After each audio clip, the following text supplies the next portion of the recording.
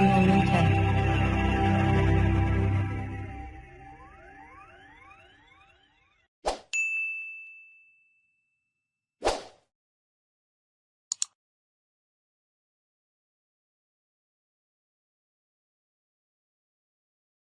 Egaan isiniif haa ta'u akkam turtan hordoftoonni toora mul'ateek jechoota dheeraa wajjin ilaalla.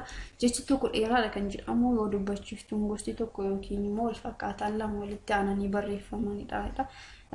Fakkeenyaaf jecha gaarii jedhu kana keessatti qubeen dubbachiiftuu A walitti aanee barraa'e osoo dubbifamaan gidduun galiin jechuudha. Kanaaf maal ta'e dheeraadha jechuudha.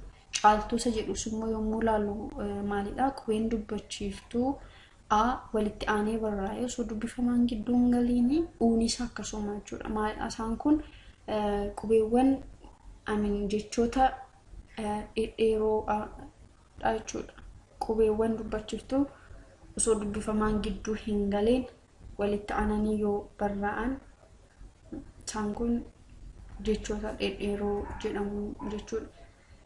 Jechoonni gaggabaaboon immoo faallaa jechoota dhedheeroo jechi tokko gabaabaadha kan jedhamu yoo dubbachiiftuun gidduu jecha sanaa tokko ta'edha jechuudha. Tokko qofa yoo qabaate bara kan jedhamu fakkeenyaaf kana keessatti qubeen dubbachiiftuu A qubee dubbifamaa baa fi raa gidduu jiru tokko qofa waan ta'eef qubeen kun jechi kun maal ta'a gabaabaadha jechuudha. Lafa kan jedhu kana keessattis akkasuma ilaaluu dandeenya. Bite kan jedhu kana keessattis haaluma kanaan jechuudha. Kanaaf qubeewwan gabaaboo fi jechoonni gabaaboo fi dhedheeroon haala kanaan barraa'u jechuudha. Hiikaa jechootaa irrattis immoo dhiibbaa guddaa qabu waan ta'eef xiyyeeffannoon barreeffamuu qabu jechuudha.